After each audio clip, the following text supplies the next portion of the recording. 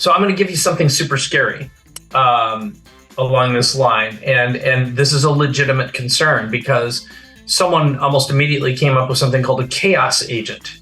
Basically, there's automated SWATs and you can pay for it in cryptocurrency. So the scary example is, hey, so-and-so is an enemy, find a way to take them down. Yeah, got two rules, and I'm establishing these two rules. One is I always keep smart humans like you between me and the technology. Yeah. And I always create the resulting technology between me and stupid people. Yeah. I bet they're using AI to make the breakthroughs. It's self-iterating AI. It's basically the agents, the equivalent of the agents. And again, everything is going to change because of this, because you'll just say, hey, here's the outcome I want. And you'll have this ruthless partner that never quits and has no emotion and no past or history to concern itself with.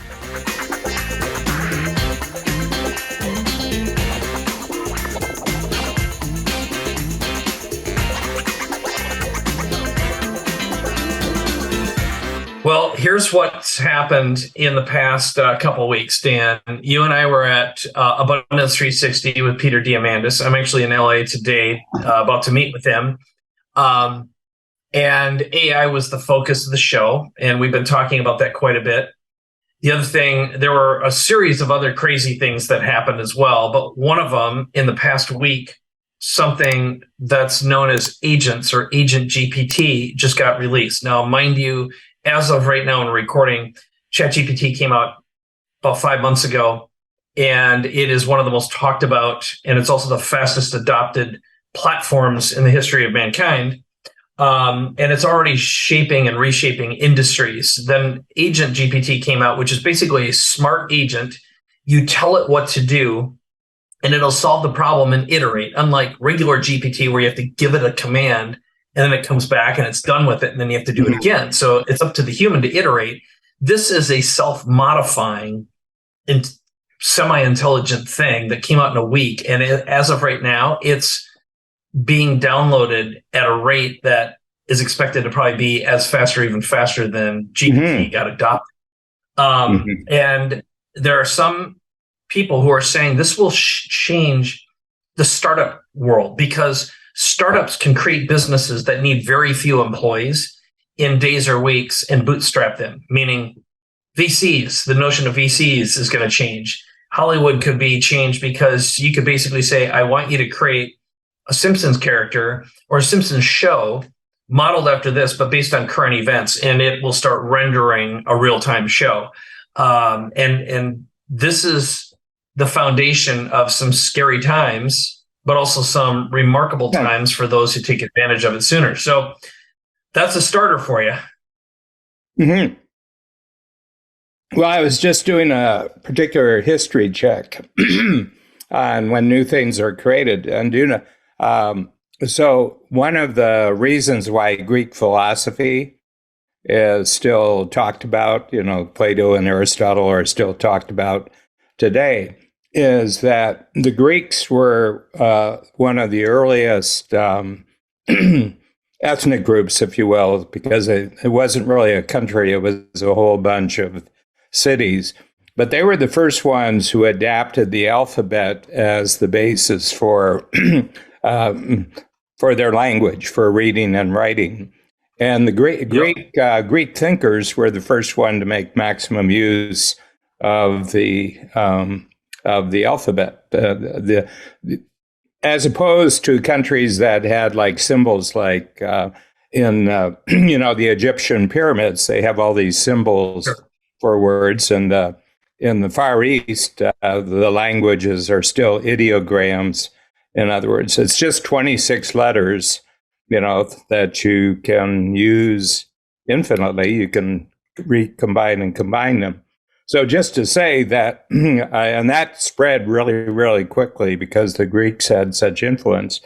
And that doesn't mean they were the smartest people on the planet. They were just the new ones to take advantage. This was around 800 BC when it first started. And then they had generation after generation of thinkers who were putting their words down in writing, and they could spread throughout the Greek world. And then you had new thinkers that came along, So there's models for this in history. That anytime you get a new capability, the establishment status quo will be last to take advantage of it, and therefore a new establishment will be created in their place. So yes. Yeah. So I just wanted to get a historical view that we're always saying this changes the whole world, but humans have been creating new things to change the world from, basically, I think it's what humans do. Right. In the book of Genesis, God says you can do anything you want in the garden, but you can't eat the fruit of the tree of knowledge of good and evil. And, tell a human not to do something, and you've just created catnip. Humans are really into catnip. And the reason is that God had to give his creatures free will. So he gave them a choice that would be disobeying his rules. And they disobeyed. He says, okay, now you have to go out and work. I created everything for you, but now you have to go out and work by the sweat of your brow. And you got to labor and everything else. But he wanted creatures that were independent. So the way he did it, he just gave them something that they should not do. And they did it. Yep. So Toronto, to bring it up to date with your topic, the Toronto School Board, which controls all of Metro Toronto, and it's a population of 6.6 million. So you can probably figure out that a lot of them are in the school system, the young ones. They banned it, that every server in the Toronto school system had to take ChatGPT off. Okay. And I said, boy, that was a really clever way to get all the kids interested in ChatGPT. Oh, yeah. And in the meantime, every single one of them can access it from their phone. Okay. And have you met a kid? They don't use the school. They don't use the school server. Know. Exactly. Yeah. No. Yeah. It's what we have. So I'm going to give you something super scary along this line, and this is a legitimate concern because someone almost immediately came up with something called a chaos agent. And I read the article. I read the article. You did, okay. And if you heard about the swatting that takes place? Oh yeah, the swatting, yeah. So basically, there's automated swats, and you can pay for it in cryptocurrency. So the scary example is, hey, so and so is an enemy. Find a way to take them down. Yeah. And right now, you can basically create indiscernible voice replicas. In fact, this is how I got Norman Lear's attention last week. I went over there and I taught him, 101-year-old guy, who arguably, now this is a crazy stat, at one point, his shows commanded 120 viewers per week combined, which is more than 120. Put a bigger number there. You said 120. 120 million. 120 million people per week. See, that changes the context, the difference. Yes, I'm sorry. If I didn't say million, my brain was getting ahead. But here's the way I got him. I put together a presentation, and I knew one of the ways to get him was to do something with Archie Bunker. So, and in fact, I can play something for you as an example here to illustrate my point. But here was the opener that I got him with. Okay, so this is Archie Bunker. So what we're looking at is 100% synthetic, of course. Yeah. And I'll play this for you. Hey there, Norman. Listen up, because I got a pitch for you. Now, I ain't one for your liberal mumbo-jumbo, but I got to admit, this idea's got legs. Picture this. You and me, two guys from different sides of the track, stuck in the future, trying to find our way back home. Now I know what you're thinking. Archie, why in the world would I want to work with you? Well, let me tell you, it's because we got something special, a real chemistry between us. Our differences, that's where the magic happens. We'll be like oil and water mixing together to make one heck of a show. We'll face all sorts of challenges in this futuristic hellscape, navigating through the world of smartphones, electric cars, and who knows what else. And as we're fumbling through it all, We'll learn from each other, growing as people and showing the audience that change ain't so bad after all. I'm telling you, Norman, this is going to be a smash hit. It's got heart, it's got humor, and it's got the two of us. If we can make it through this wild adventure, we'll have ourselves a story that'll go down in history. So what do you say? Let's make this show together and show the world what Archie Bunker and Norman Lear are made of. Right. Now, what I did then, and every single thing you saw there was synthetic, and I sampled. Basically what I did is I downloaded about 30 minutes of All in the Family episodes, and I isolated just Archie, uploaded it into a tool to create that voice. And then he speaks Yiddish, of course, and he always talks about speaking Yiddish. So I'll just play the first part of this, but this is the second one. Hey, Dorton Norman, hör zu, weil ich habe Pitch vor dir. Ich bin nicht einer von den liberal mumbo-jumbo, aber ich darf. Anyway, that was basically the way to hook him. And then we sat in his living room and I demonstrated how ChatGPT works. Here's a little video clip right here. And he's totally engaged and giving me commands on writing screenplays and scripts. Of course, now he still thinks in terms of Sammy Davis Jr. and Red Skelton and that's his, okay. His references. Yeah, totally. No, I mean, that's what I was doing. Yeah.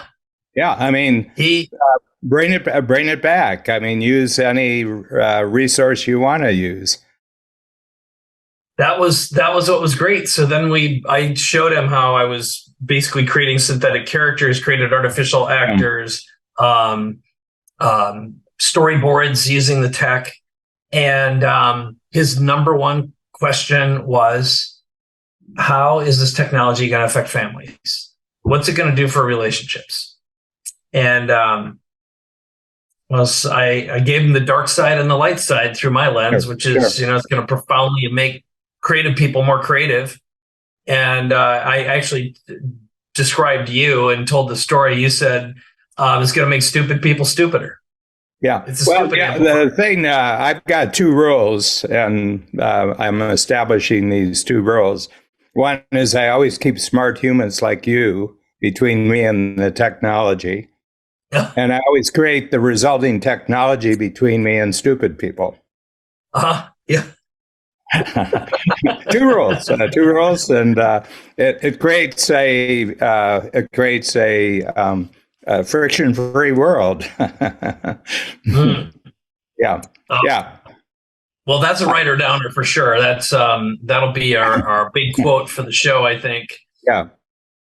Yeah, because it's who, not how. I mean, I'm going to let Gord run ahead because he's going to download Agent GPT right away, and he's going to do an analysis of all my other podcasts.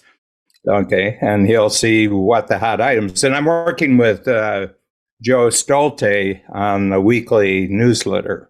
His AI newsletter, and Joe just had his first coach workshop yesterday in LA. And, and we really hit it off at Genius because he came in the last Genius in March.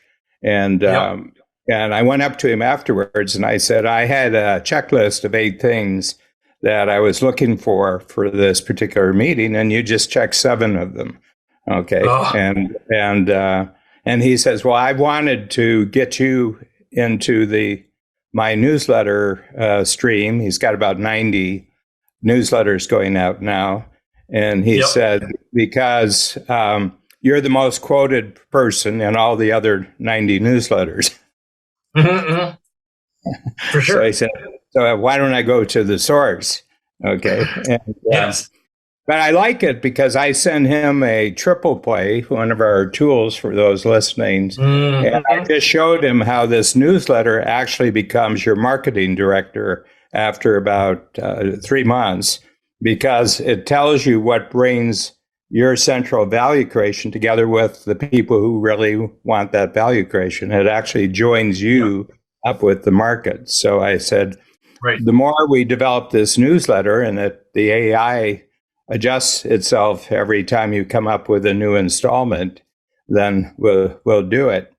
But so it's it's a fascinating, it was like one of the greatest pieces of intellectual property in the history of the world was the American Declaration of Independence. Yeah. To give in a contrast, the first line of the Canadian founding document is called the North American Act. Okay, so this was, and so the first lines of the Declaration of Independence are life, liberty, and the pursuit of happiness. Okay, yes. The first line of the British North American Act is, we're doing this for the sake of peace, order, and good government. Well, there's a big difference between life, liberty, and the pursuit of happiness and peace, order, and good government. You have to choose one. You can't choose both. Yeah. Well, so I live in Canada because I like peace, order, and good government, but I make my money in the United States because it's life, liberty, and the pursuit of happiness. Yes. It's but I think you're really onto something, and the fact that people are so eager to get your creativity and insight is an indication that you're really onto something. I think you've amplified your capability. Well, it's the number of calls and opportunities I've gotten, and just in the past 2 weeks has been mind-blowing. Lots of celebrity inquiries. One of the people who brought me over to Norman Lear's, Lee Stein, said, I can walk you into every Hollywood agent's office if you want.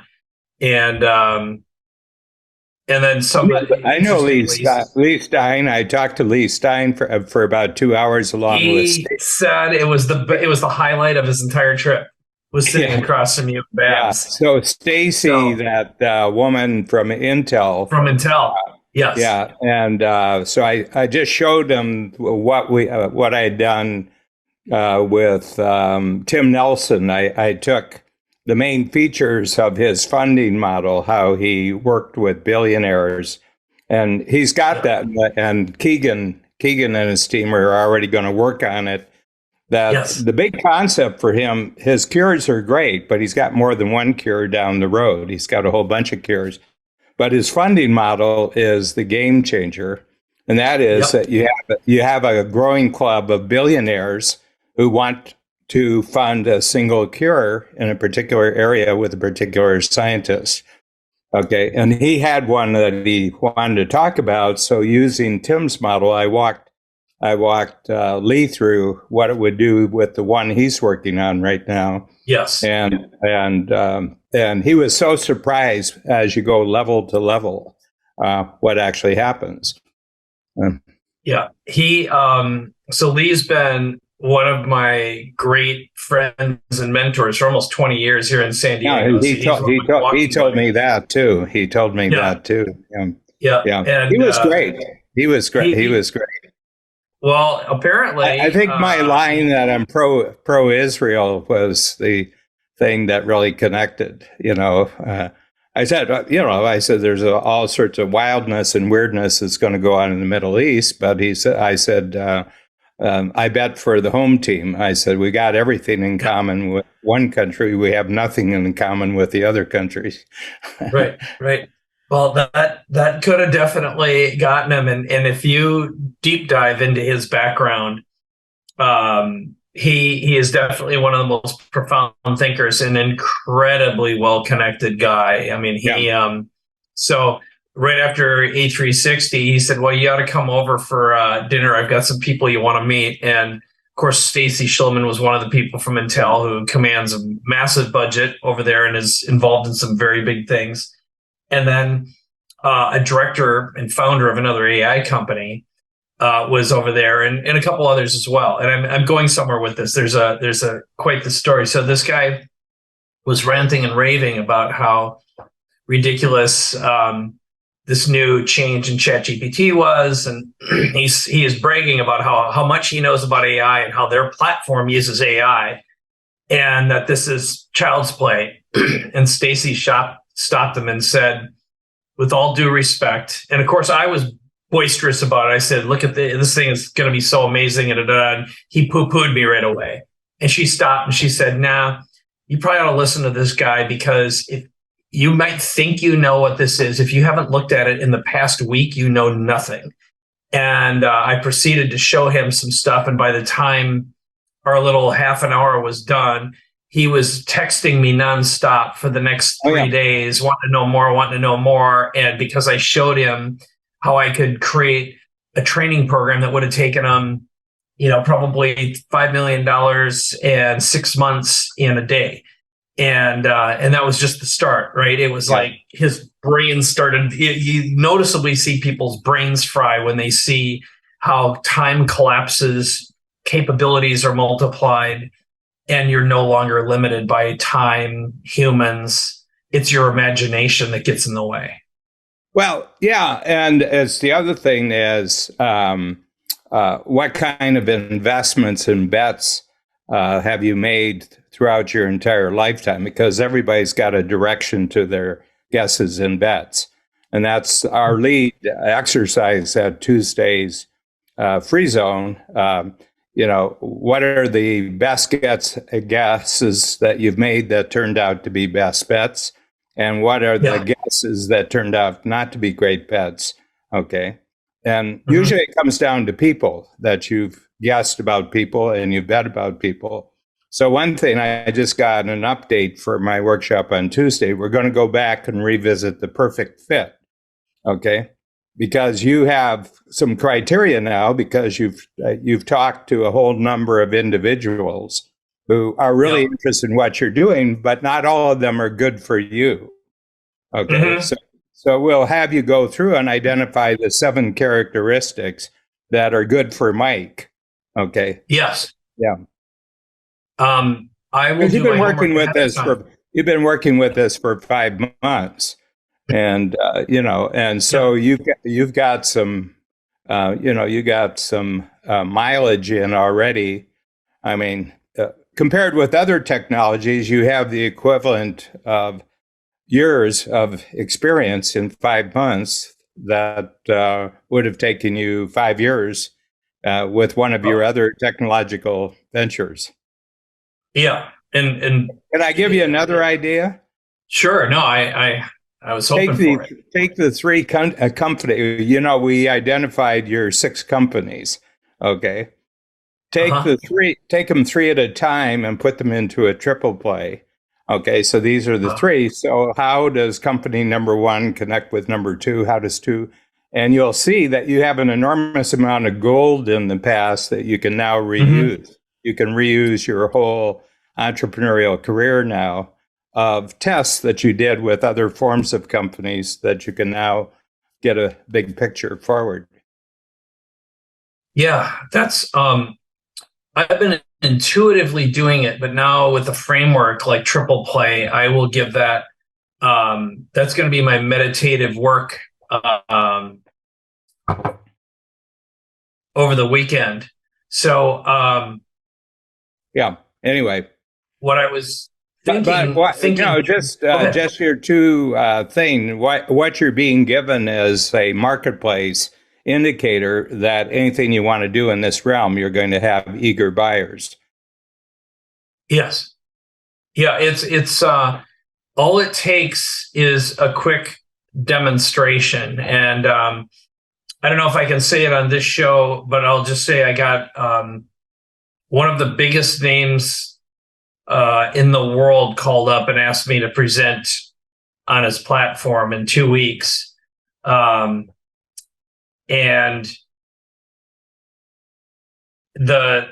right now, what the number one thing is show me what it can do for me, right? That's obviously what everyone's thinking in the back of their mind. But there isn't a part of life that can't be affected dramatically by this technology right now. And it's, I in the past, so I got exposed to AI in the 1970s. For the record, there was a programming language called Lisp And a guy named Marvin Minsky was one of the first to coin and talk about AI and do the work. And I mean, that's so Ray Kurzweil's mentor. Yes. Yep. Going way, way back. And he and another guy named Donald Knuth, who really shaped programming languages. But the problem was, until recently, unless you were a real data nerd, there wasn't really anything you could do with AI until the perfect interface, it turned out, was chat. And now, of course, and even then, we've kind of had it in our phones with Siri, but you know, the contrast it creates suddenly is you realize how bad everything we've been using is. You know, you wake up one day and you're like, man, having this rock and this lever sure is great. And then you realize that levers, you know, like the raw materials are so primitive, and it's like, boom, a gigantic lens. It's like one day you're flying a spaceship. And well, let me ask you a question about what you just said. To what degree could you not be jumping on this as a huge opportunity if you hadn't jumped on 100 other opportunities learning the foundation stones of what got you here, you know? And yeah, I think it'd be more of a shiny object. I think there's an emotional, psychological thing that one of the reasons why people will not take advantage of this is because their history is not taking advantage of anything. Mm-hmm. So their entire nervous system rejects anything that's going to disturb their past. Yes. Oh, you're not disturbing your past. You're just reutilizing your past. Yeah. No, I think this is, you know, I can remember it wasn't that long ago when people would say, I'm never going to use a fax machine. And then I'm never going to use that email. A mouse, what the hell is that? That's stupid. You know, I distinctly remember those. And this year I was at a family reunion, and I used to get a lot of crap for being a nerd when I was like 12 or 13 years old by my cousins, who were all jocks. Like, they were bodybuilders and rock star studs in their day. And one of them, who used to give me the biggest pile of crap, walked up and he goes, I am a dumb welder in Iowa. He goes, you are so right. No, it turns out he's not dumb. He's an interesting guy. Well, the other thing is basically walking up and licking his wounds. Yeah, but one of the biggest needs in America is reindustrializing the country is welders, experienced welders. Yeah. He's going to be making, you know, if he already isn't, he's going to be. He's already fine. Yeah. His lamenting was about technology, though. No. And Well, what if you've had 4 years of university and then graduate school to be a social critic? And that's your skill. Nobody wants to hire a social critic, you know.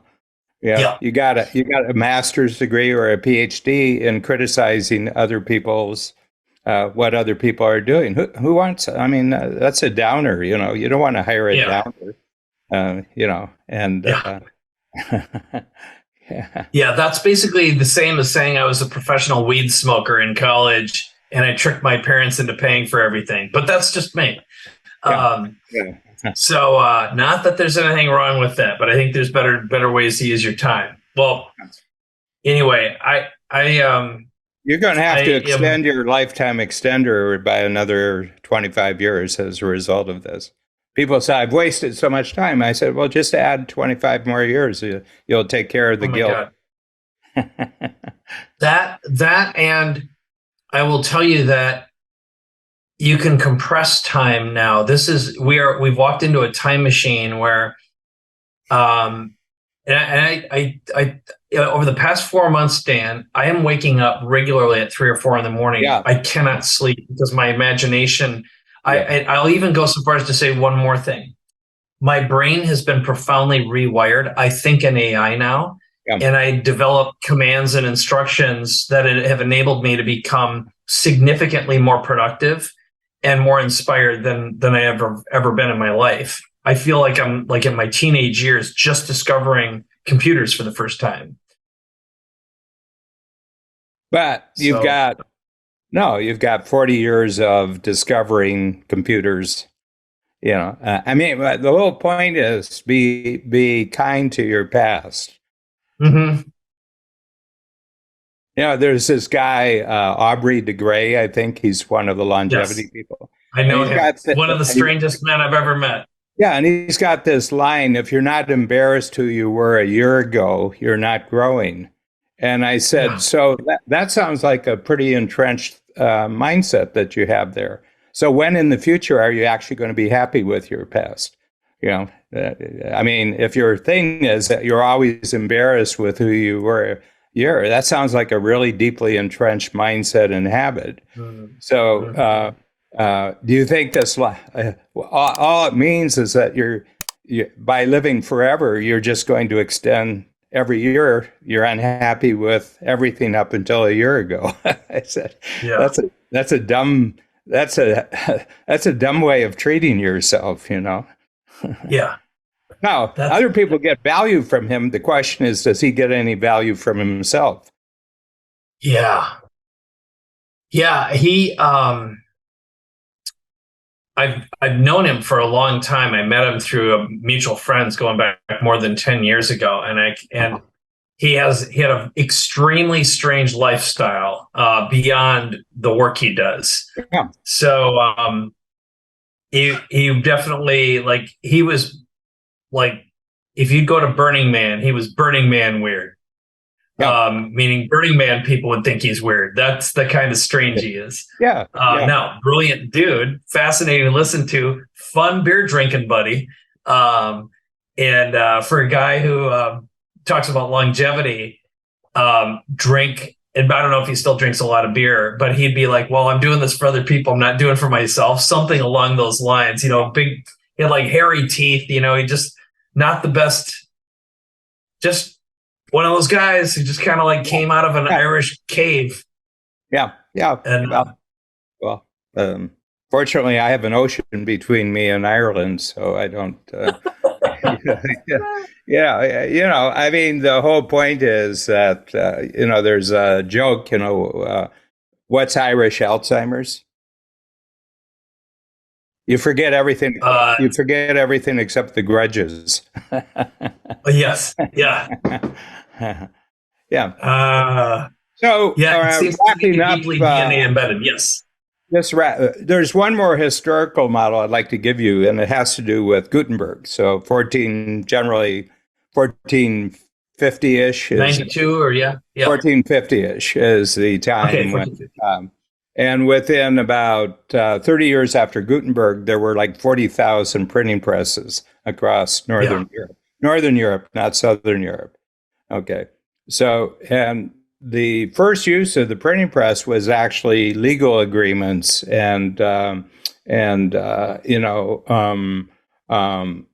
trade. You mean beyond Bibles? Well, Bibles, right off the bat, but actually the real ones were commercial things. They were like, you couldn't create the national state until you had the printing press, because you have to publish uniform rules like border rules and trade rules, tax rules, and everything like that. So what it did is it created a new form of governance over the next 200 years. And they were two of the bloodiest centuries in the history of the world. I mean, the Second World War, First World War and Second World War, on a per capita basis, the religious wars over the next 200 years were as bloody as the First World War and Second World in relationship to the population. Okay. So anyway, one of the first things they found is that people wanted to read, but they were short-sighted. Or they were long-sighted. I sometimes get them mixed up. And that is, they were good at long-term vision, because that's generally where the enemies came from. They came from a distance. And so they couldn't focus closely. They couldn't focus closely. Yeah, and long-sighted versus short-sighted. That's interesting. The eyeglass industry just boomed because all of a sudden people had to correct their vision. But the other thing that happened is that people started reading in private. Okay. because reading had always been a public, except for some monks and academics. The reading was not something that was done by yourself in your own room and just thinking about what the author was saying or what the rule. And about 125, 130 years after Gutenberg, this playwright called Shakespeare pops up. Okay. And he introduces an innovation which totally changed modern life. And that is people have conversations with themselves. So Hamlet and Lady Macbeth and, Othello, Iago, they stand on stage for 15 minutes and they talk to themselves. Okay. And that had never happened. And a lot of people believe that it was that practice of reading in private and having a conversation with the text that allowed people for the first time to actually have conversations with themselves. Okay. So you were talking how you're thinking in AI now. Well, that would be the same thing as you acquiring the ability to read in private. And, and that was threatening to all sorts of forces in society, not just religious, but, kings and monarchs and, warlords and everything. They didn't want you thinking aberrant thoughts and everything. And Freud said that probably most of modern thought really comes from Shakespeare. That Shakespeare is probably the first person who really grasped that human beings can talk to themselves. And really, you're having a conversation with result of, let's say, Agent GPT. You can now have a conversation with this. I don't even know if you call it software. Is it? I don't even think it's software. It's a platform. It's a platform. Yes, it's closer to a platform simply because it is. I'll go so far as to say this. I think what we are witnessing in near real time, Dan, is the emergence of the evolution of mankind, because that's how profound this technology will be. And the evolution is one of choice, meaning you're going to see such a dramatic difference. It's sort of like suddenly there's aliens living amongst us, and there's in fact an alien that is being created in near real time. And the evolution we're seeing, the hockey stick, and the fact that everyone's been talking about how AGI, basically machine consciousness, is going to be here in 10 or 20 years. Anyone who's got half a brain right now can look at this and go, holy crap. Yeah, but this isn't machine intelligence. This is human intelligence. That's what I'm telling you. Yes. Yeah. That's precisely what's happening. Why do people have emergencies? Why do people have this need to get rid of human beings? Take that through to its logical end. Look at Norman Lear. The reason why he responded to you is that he's a creative individual. Why Lee Stein, is that he's a creative individual. He's just got a new tool, and he's just got a new who. He's just got a new who can help him. Plus, one of his own characters now becomes a creative partner. Yes. Norman Lear. Yes. Yeah, that's the way I framed it. This is your creative first draft partner that never gets tired or frustrated and is evolving and helps you evolve. And I think that's the what this will profoundly do to the energy industry, to governments, to software, to medicine, to there isn't a problem that it can't multiply or amplify. And if it can't solve it yet, it can be worked on quickly. There's almost every problem that can be worked on, not through a committee, not through a bureaucracy. I wrote a book in 1994. That was my first book. It was called The Great Crossover. Okay. And just have this checklist, because I read a whole series of articles about this new thing called the microchip. Okay. Yep. And it was a series of articles, but there was a writer at the New York Times. I think he was the science or technology writer. And he wrote an article where he said, this is the most interesting new invention ever because it's an invention that can be applied to any existing invention. Okay. But he says not only that, it's an invention that can be applied to itself to make more powerful versions of itself. Okay. And Gordon Moore had already given more or less the game plan for this. He just died. He just died 2 or 3 weeks ago, Gordon Moore. But his whole notion, he said, and he was only using 3 data points, okay? And he said from the first version to the second version, the cost was cut in half and the computing power was doubled. So it was 2 times 2. It was a 4 times. Every time you create a new version, you get a 4 times, you get a 4 times. So, and he said, as we go forward, he says, I can see 2 big social trends, economic trends. One is that large organizations are going to have a hard time with this because it will introduce too fast a change that, one, they can even keep up with the changes, but their way of thinking will not be able to even anticipate what the new changes are going to be in the future. And certainly we're seeing the collapse of large organizations today. This is before ChatGPT, and the reason is things are just happening too fast for the large organizations to deal with, and they're intensely political inside. So nobody wants to see anybody else who they work with get ahead of them. It's not even about the outside world; it's what's going on inside their own bureaucratic organizations. And then the second thing that's going to happen, he says, it's going to favor entrepreneurs because individuals and small companies now will be able to have capabilities that it used to be only large organizations could have. So that's my checklist. Does it do if you have a game changer, you have to check those boxes. And I think the internet did that. Yes.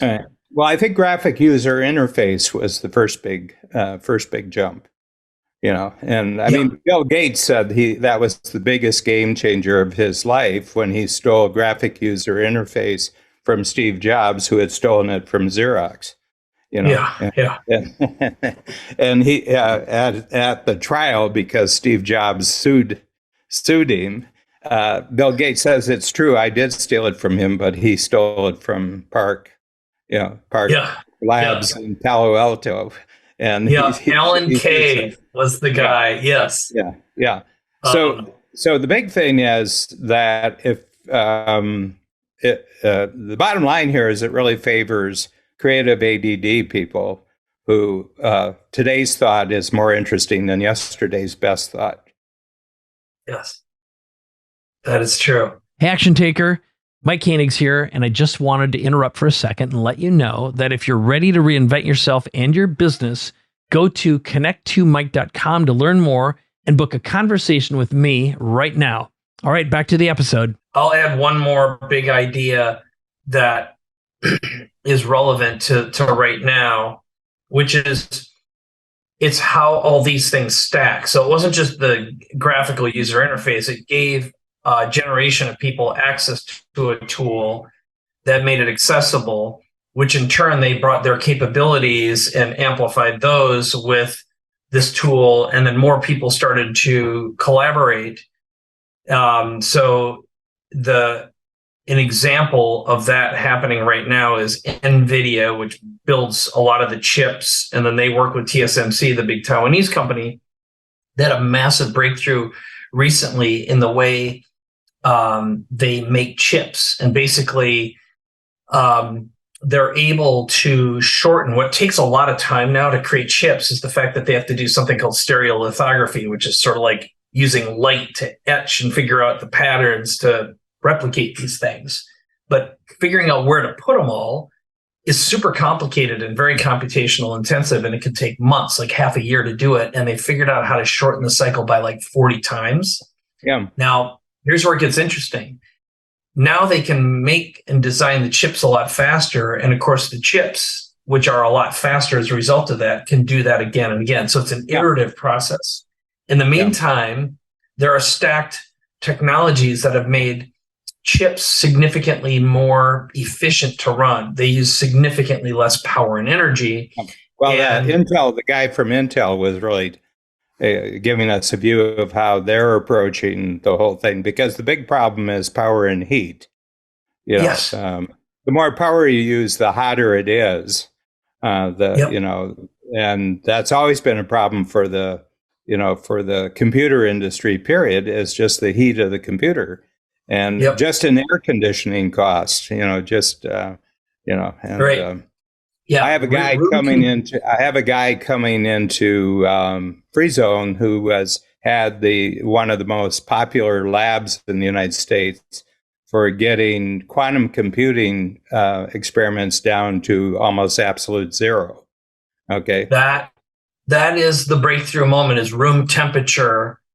Room temperature computing. Yeah. Yes. Yep. Yeah. That's where and there's supposedly some massive breakthroughs in the labs right now that revolve around that, and that's another area. I bet they're using AI to make the breakthroughs. It's self-iterating AI. It's basically the agents, the equivalent of the agents, and again, everything is going to change because of this, because you'll just say, hey, here's the outcome I want. And you'll have this ruthless partner that never quits and has no emotion and no past or history to concern itself with. But you do. In other words, yes, we do, which is why we set up the appropriate bumpers to prevent horrible things from happening. Can I tell you the biggest danger that I see for strategic coach clients out of this? They're going to be tempted to use their free days for work days. Yeah. And they're going to run into productivity walls because they're just going to be too tired. And the other thing is they're going to be driving their teams crazy. Hey, I got another idea. Hey, I've got another idea. Hey, I've got another idea. So So my I don't disagree. And full disclosure, I've been using my free days because these have been my free days to do research and fun. To me, there's no distinction between the fun. However, I've noticed the fatigue. So the other thing is people get fatigued being around you all the time. Yeah. Yeah. I mean, there's a time. Colby makes a difference here. The Strength Finder makes a difference. Print makes a difference. Right. And it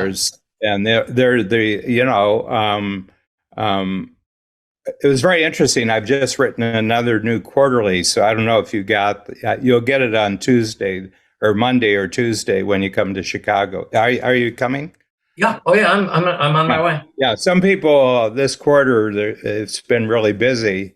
And people are using the backup Zoom workshop at the end of the quarter because we don't want anyone to miss their quarter, so they're doing it.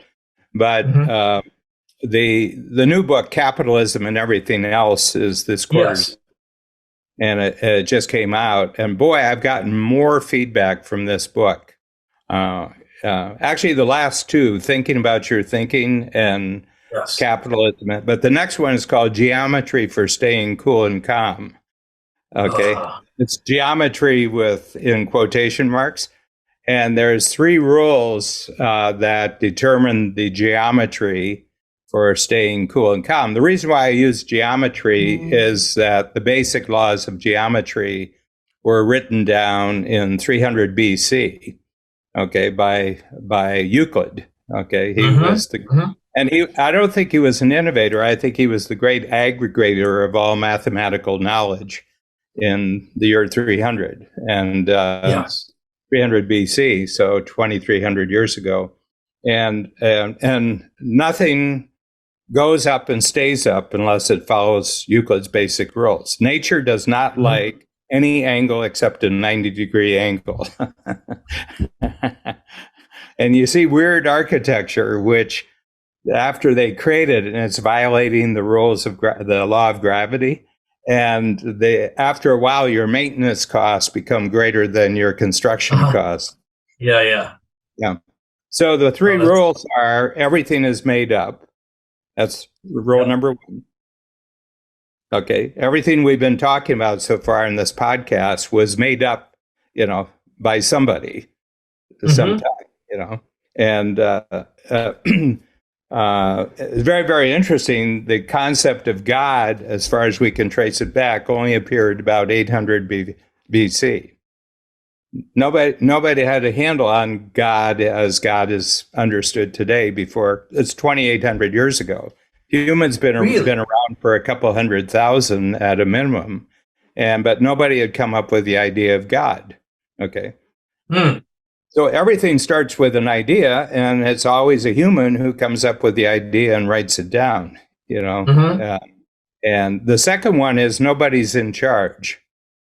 And your last 5 months sort of prove that. Yep. Nobody's in charge of this. Nope. I mean, the tech titans would like to be in charge of this, but they're not going to be in charge of it. It's way out of their control now. It all got open sourced. All these things can now run on your computer. They don't even have to be on the internet, these agents. That's how they've compressed, for all practical purposes, what we'll call human knowledge as a data set. That runs this stuff. Okay. Yeah. The third one is life's not fair. Yep. Anytime you create something new, you are favoring somebody and unfavoring somebody else. Okay. Yeah. So Norman Lear at 101 getting a handle on this is actually going to make a lot of 30 and 40-year-olds really nervous. Well, plus he's got history on his side, right? He's seen the patterns. He's got total credibility, I mean, that's an important thing. So this is fascinating. Look what's happened to our thinking on this podcast as a result of this new thing. Yeah. It's really interesting. We had an experience. So Keegan and his team, Katie and Maddie are his two main daily supports, and they came and Katie's the one who actually puts together certainly in our case, she put together all the patent applications. So we had 22, which go in about 2 weeks. They go in 22 patents. Wow. But what she did is that she showed us the language that they have to use to be interesting to the Patent Bureau, and it's like a foreign language. I mean, it's and then she has a diagram of the structure and process of every one of the tools. Okay, which is really interesting. And I was sitting there and I said, this is kind of like finding a room in a hidden place in Egypt where all the blueprints for the pyramids are, where all the blueprints for the Sphinx are. And I said, I'd never seen these tools, which were created in response to the DOS issues of our clients. I had never seen what these actually look like in diagram form. Not the tool form, but what part of the reason is that Katie's been in the program for 2 years, so she can use her own knowledge. She can use her 2 or 3 years. I think it might be 3 years that she's been in the program. She's in the 10 times program. Yes. And she just took us through tool after tool after tool. And then we have 28 more that are going to be submitted before the end of the year. Okay. And it was really bracing, it was really, I mean, it was kind of I said, somebody's just translated everything that we've been working with for the last 34 years into defined structures and processes. And and so at the end, we were wrapping up. We were doing a positive focus at the end. And I said, Kathy Davis was there because Kathy's the tool whisperer for Keegan and his team. So she'll tell you what every tool does. from an emotional, intellectual, psychological, strategic position, and then they translate that into their language and into diagram form. And a lot of them, the diagram was on a facsimile, on a drawing of an iPhone, that this stuff could be on iPhone. And I said, the process of going through this patent process is going to totally transform our understanding at Coach of what we're actually doing. Yes. As I listen to you right now, what I would love to do is deconstruct. So right now you've had your own thinking deconstructed into a patent process. And what I would love to do is deconstruct the patent process into a ChatGPT process. And so one of the things that I've been doing lately that is endlessly fascinating is I just grab a whole bunch of unstructured data, I throw it into ChatGPT or the agents, and I say, make sense of this. Tell me what I'm looking at. And it tells me really interesting things that I wouldn't normally see. So for example, today I took all of our past episodes Podcast. and played data and said, now come up with 10 show ideas, and for each show idea, come up with 10 different unique titles. And what it can iterate, and that's really what makes our thinking, what makes humans great is we can't let something go. And it's our ability to iterate in our minds and iterate in the flesh, in the material world, and it's the accidents that happen, right? It's life. It's the unfair life that it's the surprises. Yeah, yes, that's what makes it interesting. One of the clients, and I think you've met him in 10 times, Jason Regula, I think he's from Phoenix, and he's really big in the mortgage business.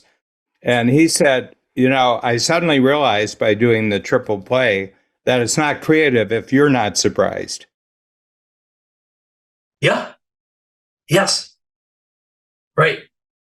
It's your sense of surprise that makes it creative. Well, that's the whole point of the tool, isn't it? It's some form of both self-discovery. It's like a celebration of history and self-discovery simultaneously, and you're connecting non-obvious dots. It's almost a tool for like a Ouija board derivation tool in a way. It's there's something magical behind it, and it's so simple.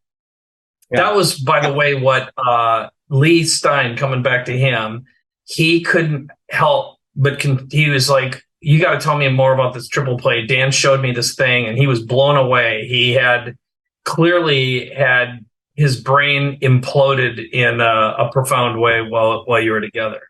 Yeah, well, and he also said he's going to join Coach. I just asked him the three most important achievements about the breakthrough so far that he's dealing with. Okay, so I said, those go in the three arrows. Now let's take two of the arrows and connect them into the first level of boxes. Okay, and he did, and all of a sudden he says, "Oh wow, you're creating what the impact of this is going to be in the world, not just what it does better than something else." And I said, "No, you did that. I didn't do that. Because I don't even know what you're talking about." Okay. And then we did the other three, and then we had this conversation with Lee and Stacey, and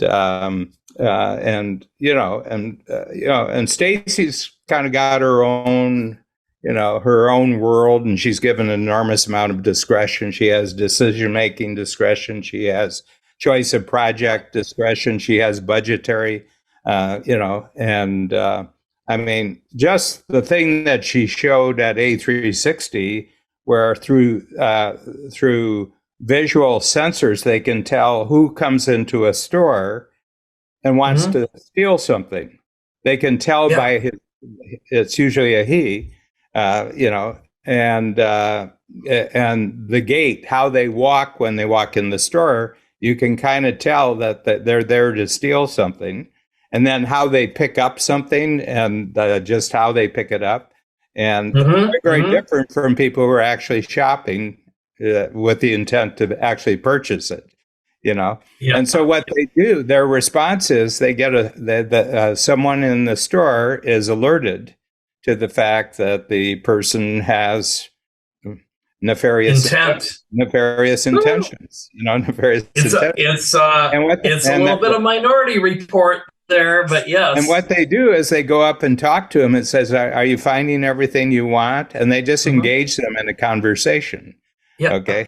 And because the biggest goal of the person is to get out of the store with a product without having any relationship with the store, and they just established a relationship, and they find they lose their intention, and Tim Larkin.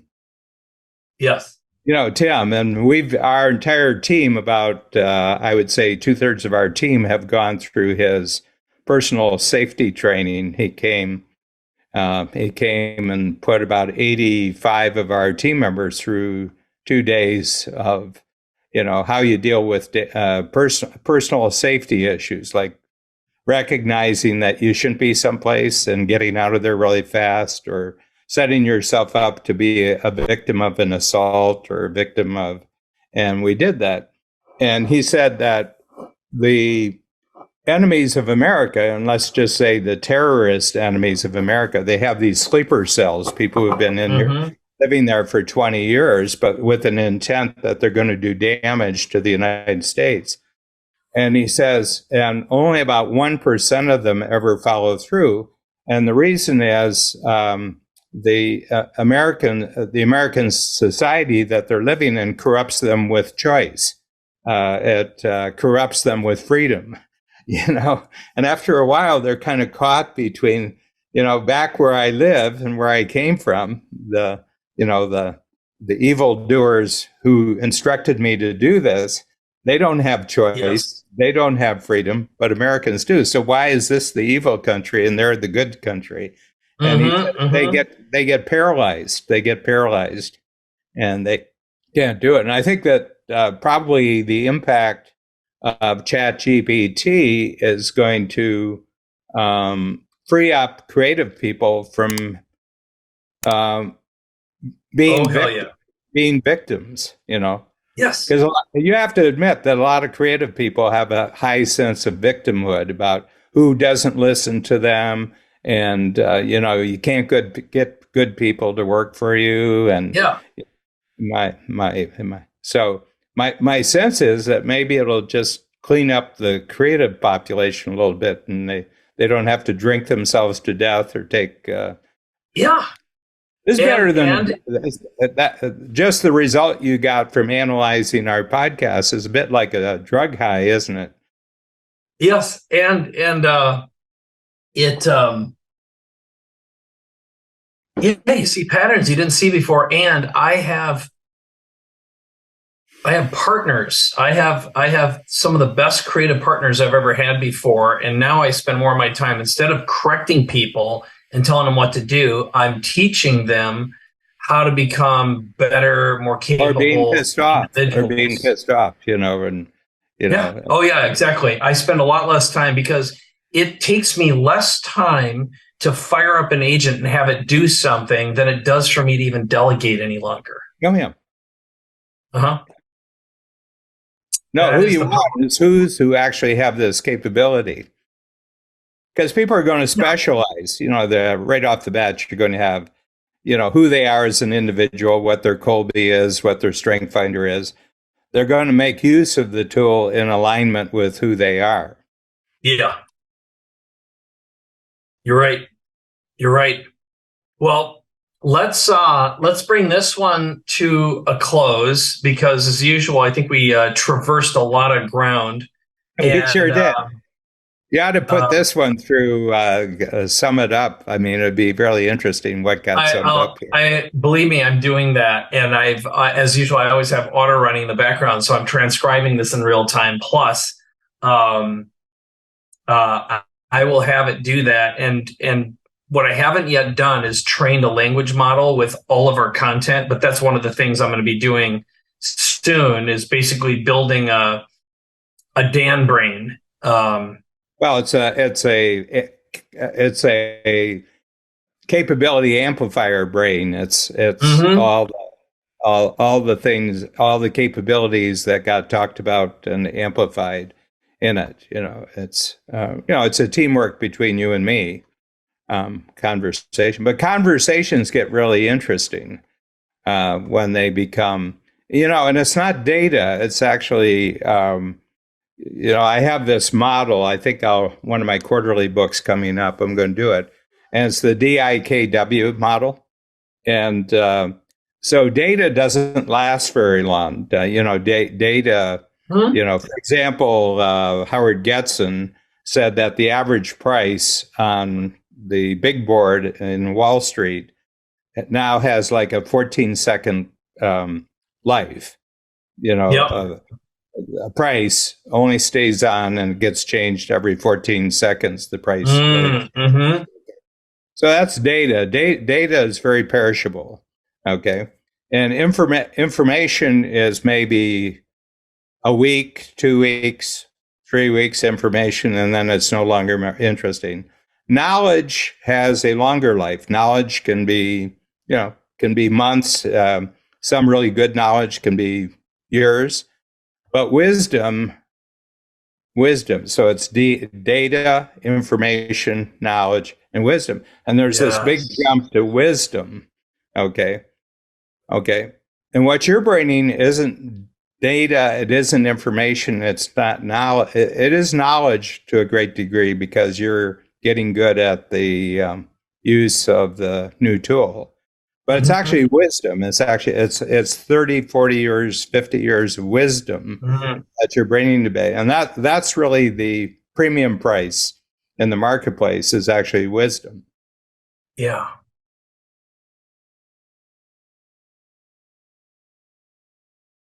Is a wisdom enhancer. Yes. Man, I am going to take that one and run with it. That is, you're talking to somebody who has 80 or 90 years of wisdom about what constitutes creative entertainment in the United States. You got Peter with, probably 50 years of wisdom about how technology develops and everything like that. And then you have Lee Stein with a whole lifetime. But it's really wisdom that's being enhanced. It isn't data. Yeah. Yes. Oh, for sure. Yeah. Data at the end of the day until it's interpreted and acted upon, it has no value.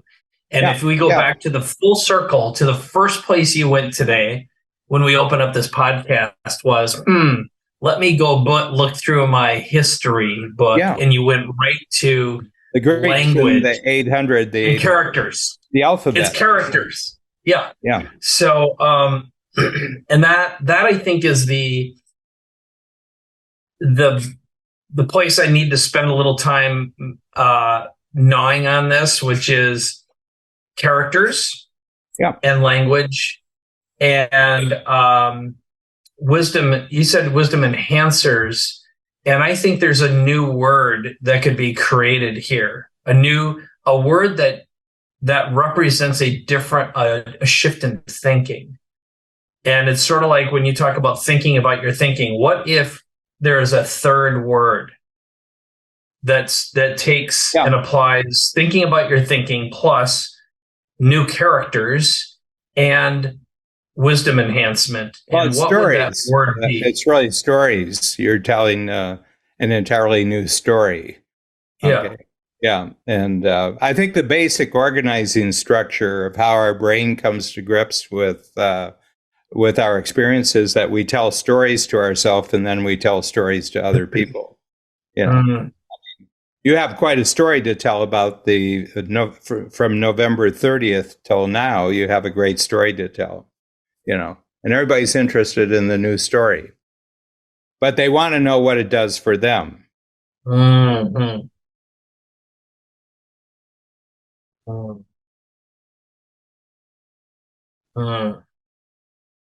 Yeah.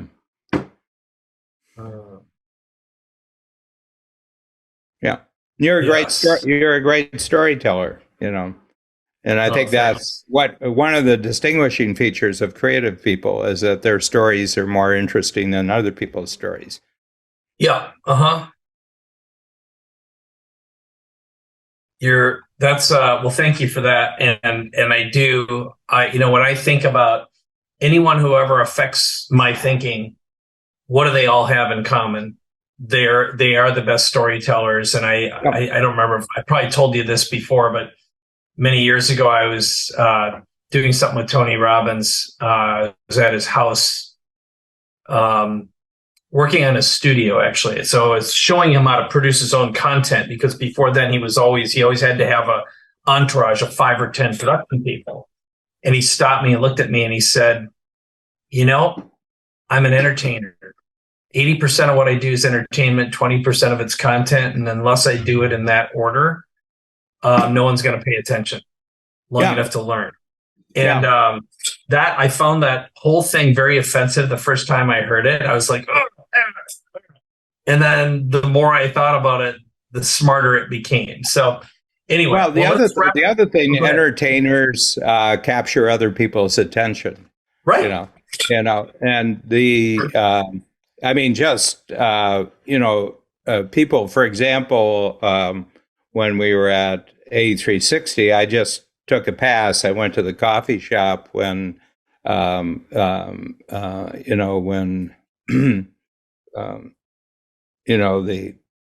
whole thing about the singularity and everything like that, But that's basically what he said the first weekend.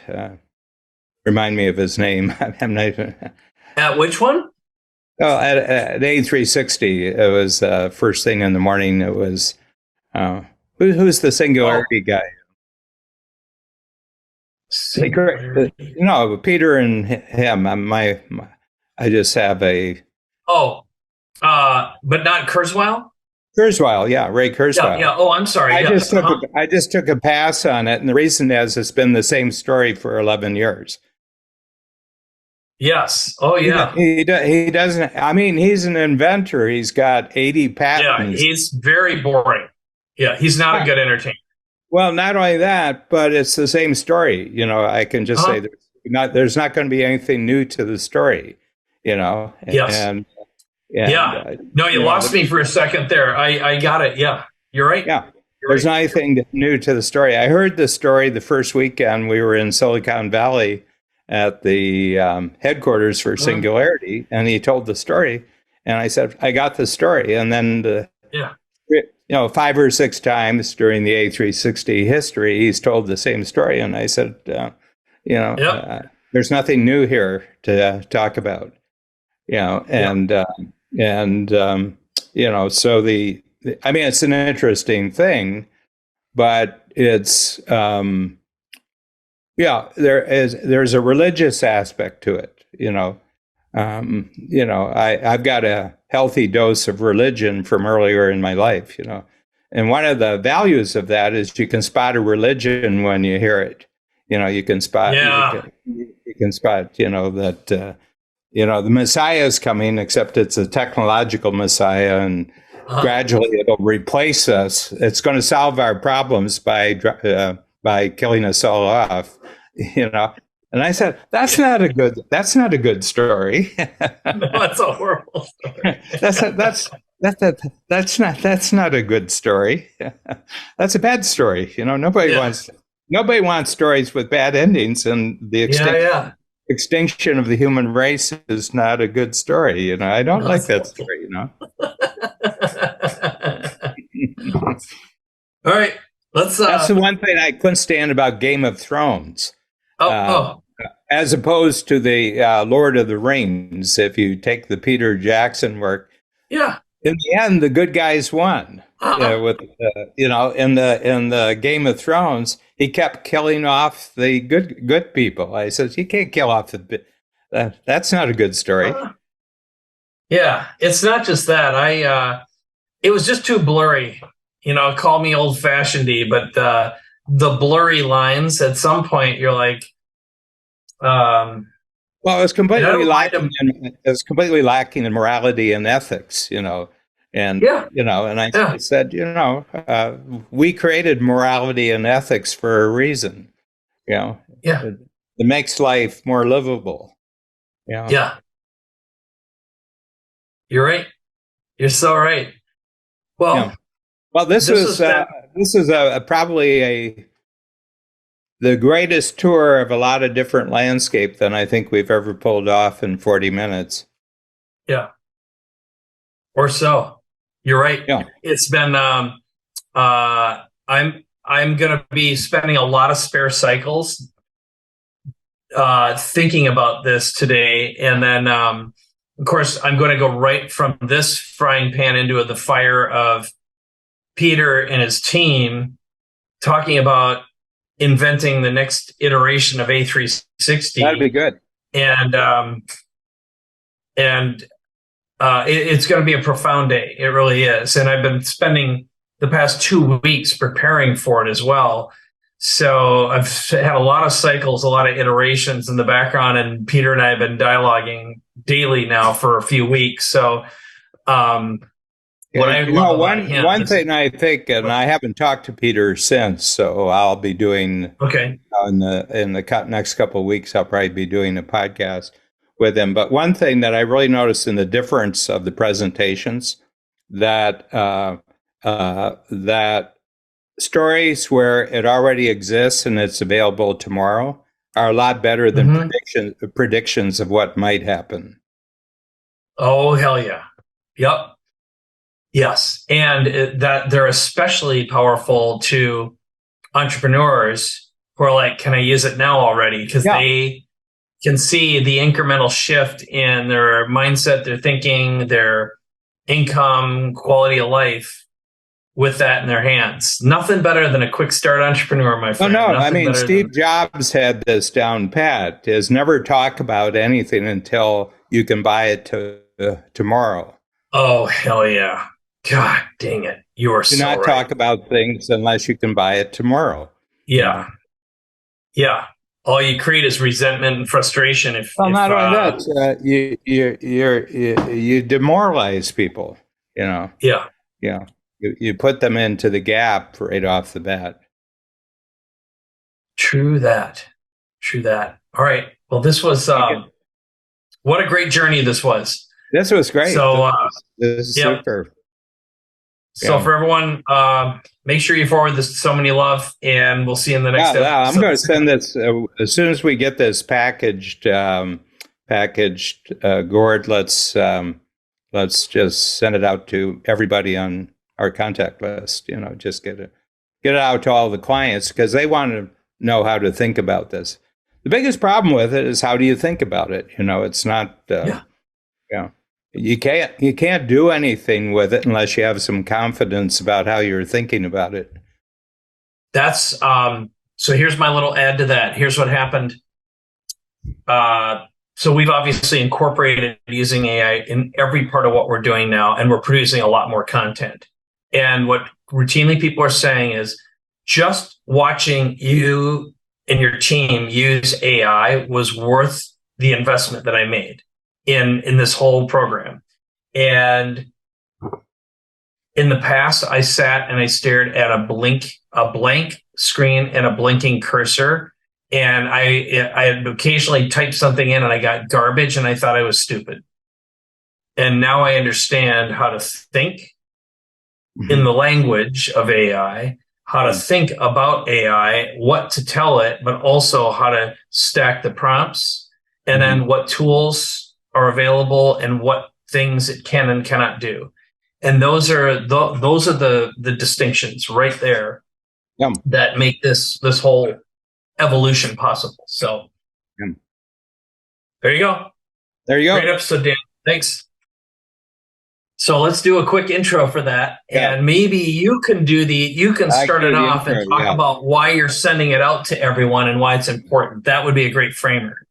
Yeah. Hi, everybody. It's Dan Sullivan here, and I'm here with Mike Koenigs. And several episodes ago, Mike introduced the whole topic of the new AI tools that are now available to everybody personally that you can use AI tools. And then the results of our podcast back then did not discourage Mike at all. He got supercharged.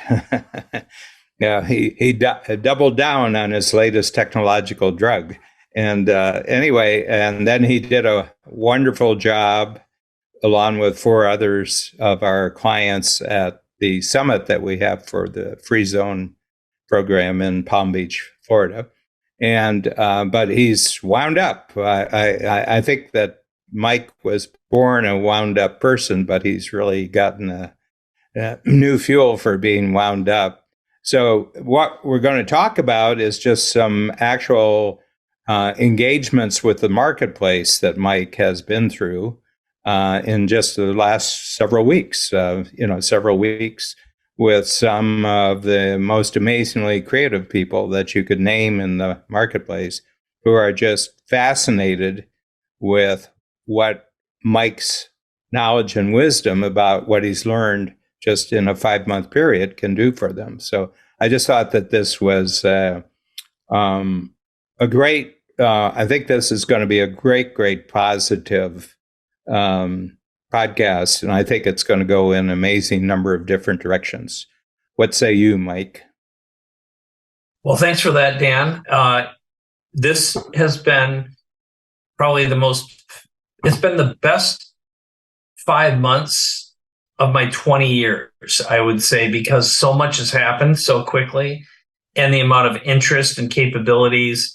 It feels as though we're on the precipice of the greatest moment in human history in terms of how many things are happening and our ability to be more creative, more productive, and think differently about our thinking. And that is, so what I enjoyed most about talking up to you in this episode was how far you go in how many different directions. And the first thing that you talk about, as soon as we discuss what's been happening, surprised the hell out of me. So with that, let's let the episode speak for itself. But welcome to a new way of thinking about your future, a new way of thinking about the story you have, the language you use inside your own mind, and the technology boosts that you're about to receive if you haven't already started experiencing them. Mm-hmm. How's that? Yeah, and just wrap up now. Okay.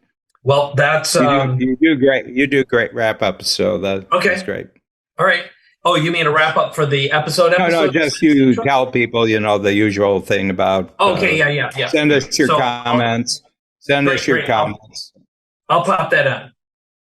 All right, so we have officially reached the end of this episode of Capability Amplifier. So here's what you can do next. First of all, I'm sure you can think of 1, 2, maybe 10 people who should listen to it. So forward it to them right now while you're still thinking about it. And while you're at it, head on over to iTunes and like, comment, share, rate, give this thing 5 stars. That's what's going to help the algorithm help you, help us help you even more.